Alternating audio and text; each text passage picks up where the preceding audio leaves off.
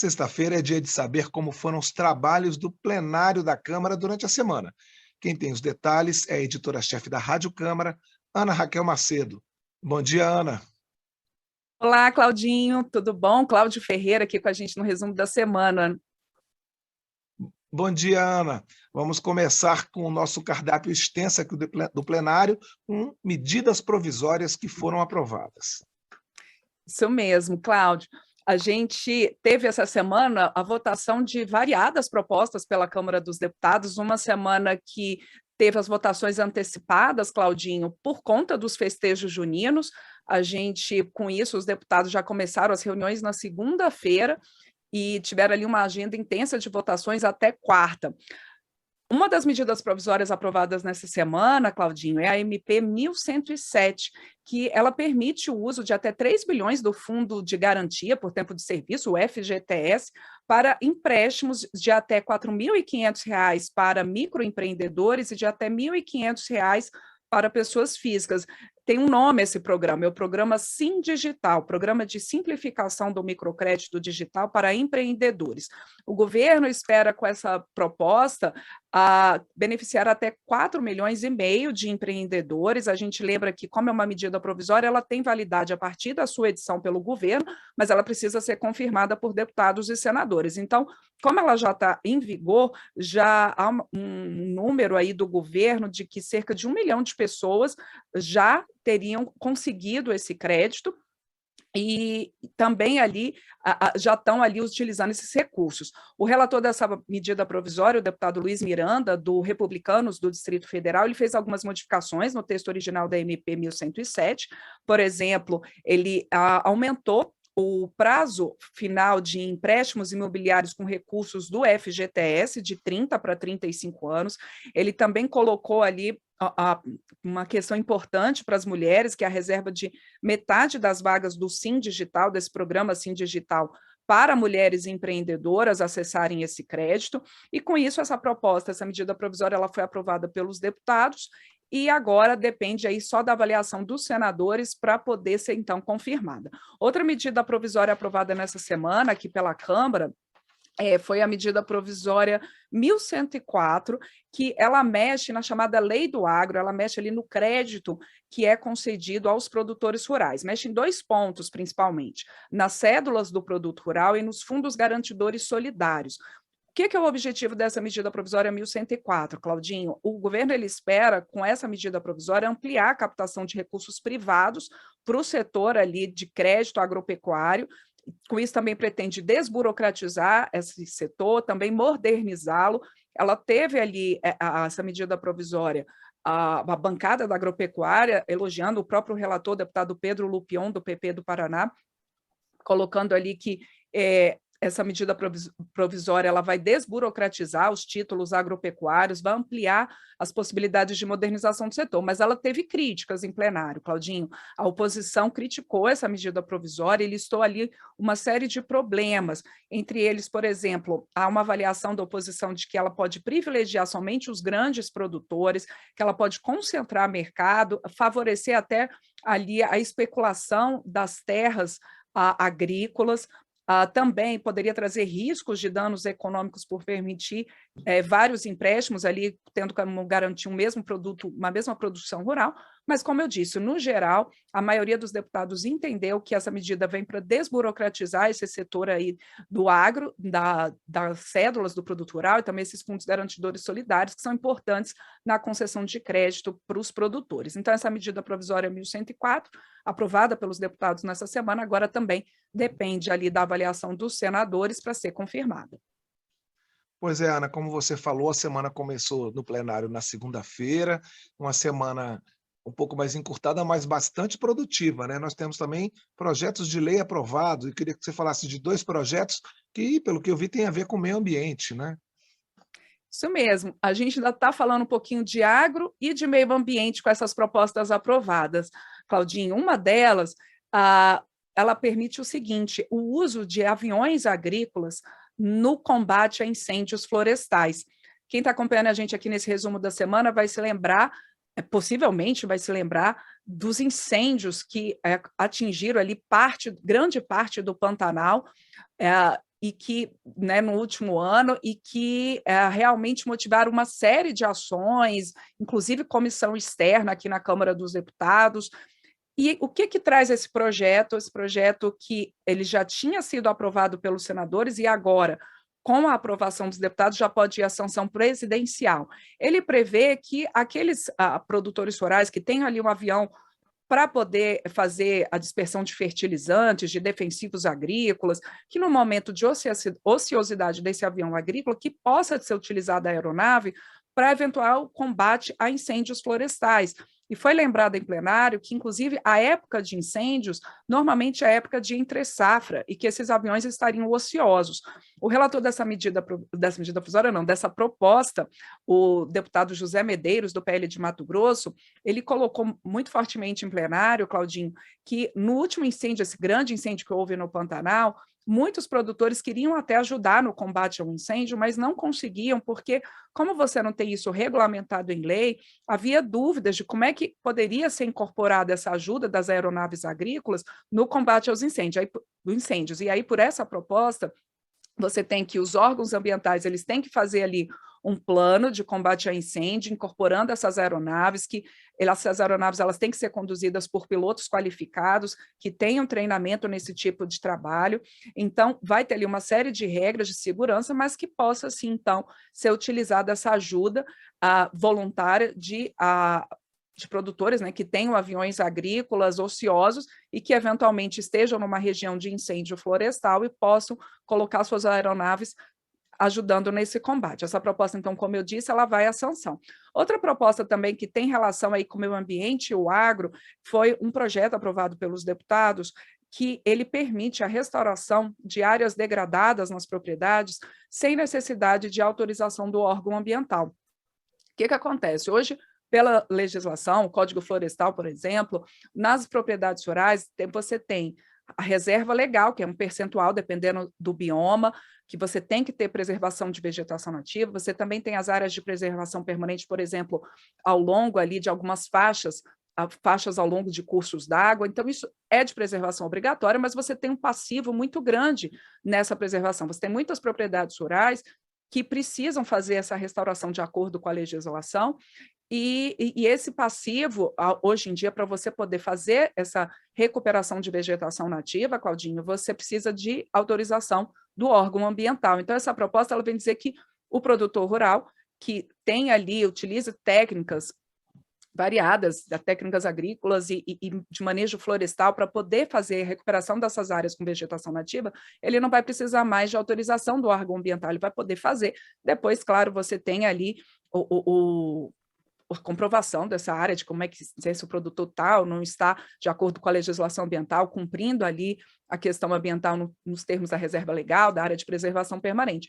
Mas isso, então, facilita essa recuperação florestal. Foi citado em plenário, por exemplo, que hoje você tem aí um passivo de 21 milhões de hectares para restauração, e isso até foi colocado pelo autor do projeto, o deputado Otto Alencar Filho, do PSD da Bahia, e ele colocando ali que é importante, então, você facilitar isso. Lembrou, inclusive, na lembrança em plenário, inclusive, de que o Brasil ele aderiu ao Acordo de Paris contra o aquecimento global, e a gente sabe que a devastação, o desmatamento é um dos principais fatores de emissão de gases do efeito estufa pelo Brasil, então essa recuperação é importante também para que o Brasil cumpra as suas metas estabelecidas ali no Acordo de Paris, por exemplo, a meta de restaurar 12 milhões de hectares de vegetação nativa até 2030.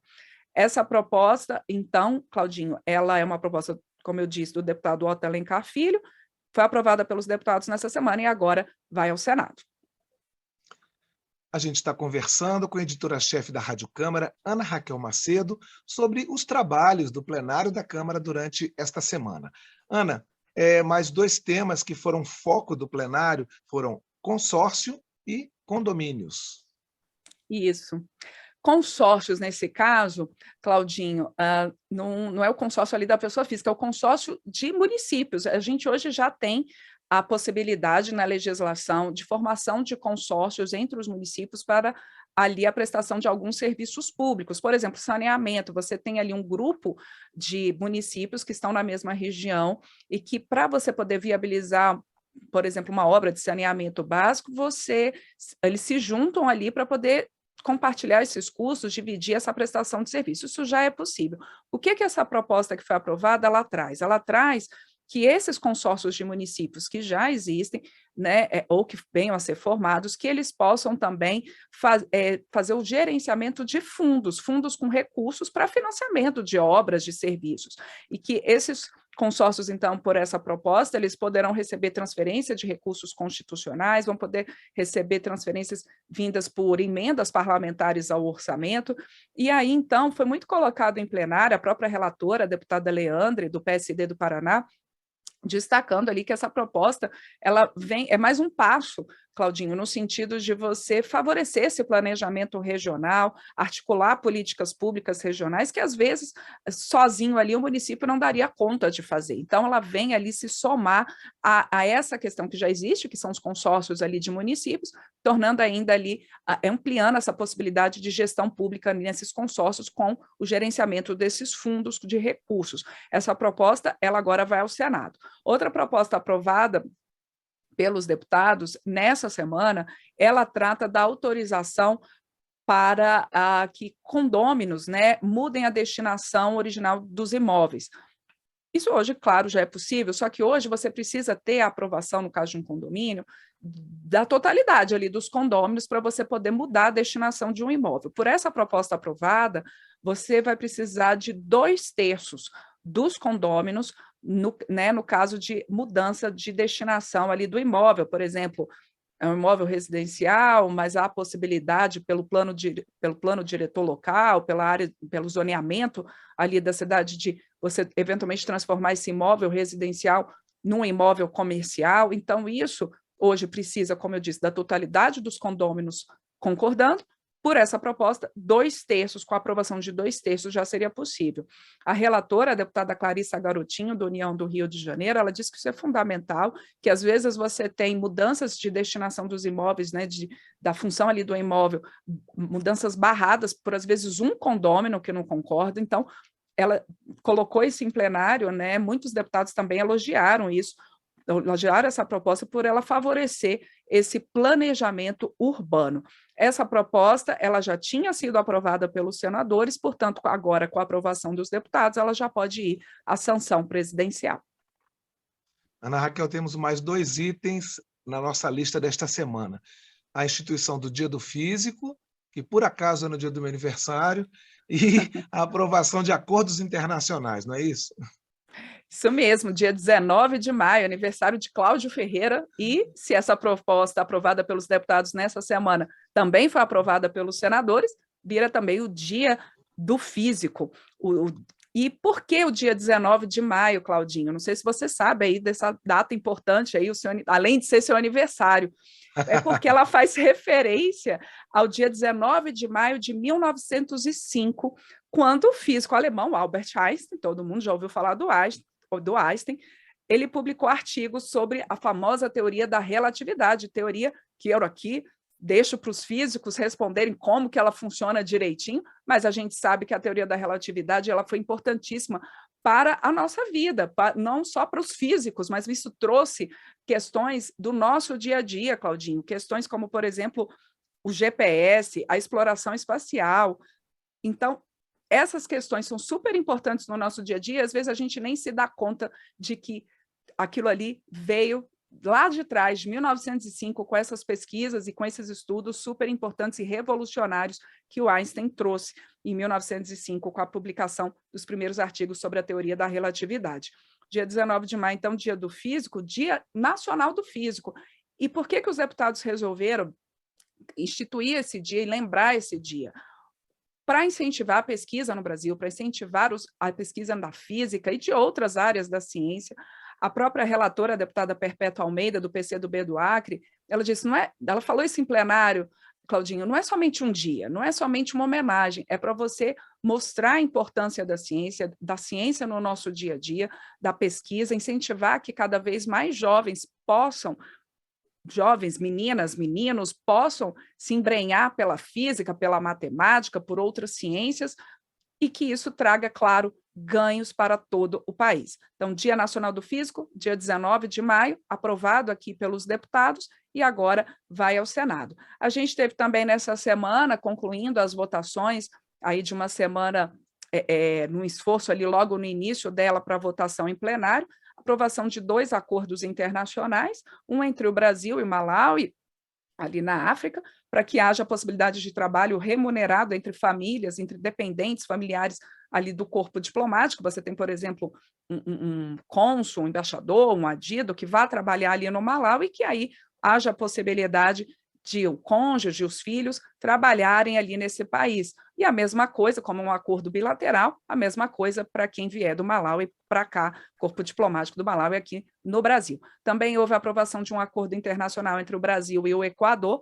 para o combate ao roubo de bens culturais. Pois é, encerradas as aprovações da semana, a Ana Raquel vai fazer um pequeno rescaldo de 2 proposições importantes que foram aprovadas na semana passada, não é, Ana? Isso, Claudinha, a gente não teve o resumo da semana aqui na última semana, porque a gente teve o feriado ali de Corpus Christi e o ponto facultativo aqui na Câmara dos Deputados. Com isso, a gente traz hoje aqui, para quem acompanha a gente no resumo da semana, o que de mais importante foi aprovado também nessa semana passada. Foram 2 propostas principais, claro, houve outras aprovações, mas eu destaco 2, Claudinho.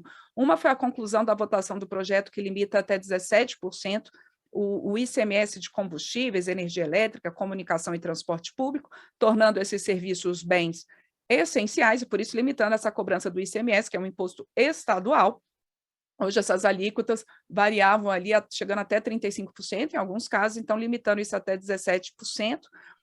Essa proposta, ela já foi, inclusive, sancionada pelo presidente da República, tinha sido concluída a votação dela na última semana pelos deputados, foi sancionada pelo presidente da República, mas com vetos que afetam a compensação aos estados por essa perda de arrecadação, limitando ali a cobrança do ICMS desses serviços. Essa foi uma proposta, mais uma proposta votada pelos parlamentares e com apoio do governo numa tentativa de reduzir o impacto do aumento dos preços dos combustíveis, da energia elétrica, nas contas dos cidadãos, mas a gente sabe aí que há essa questão dos estados e não se sabe agora, com esse veto do presidente da República, a compensação aos estados por essa perda de arrecadação com o ICMS, se isso vai ser judicializado ou não. Outra proposta aprovada pelos deputados na última semana é a MP 1103, que ela muda regras do mercado de seguros para facilitar a emissão de títulos de crédito e também, com isso, aumentar o fluxo de recursos para o setor. E, claro, o objetivo aí é baratear os custos do crédito.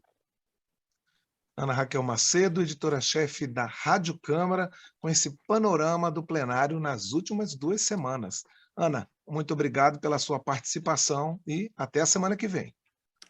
Obrigada a você, Claudinho, também a quem acompanha a gente nesse resumo da semana, aqui pela Rádio Câmara, pela Rede Legislativa de Rádio, pelas nossas redes sociais e também pela nossa rede de rádios parceiras, como a Rádio Antoninense FM de Antonina, no Paraná.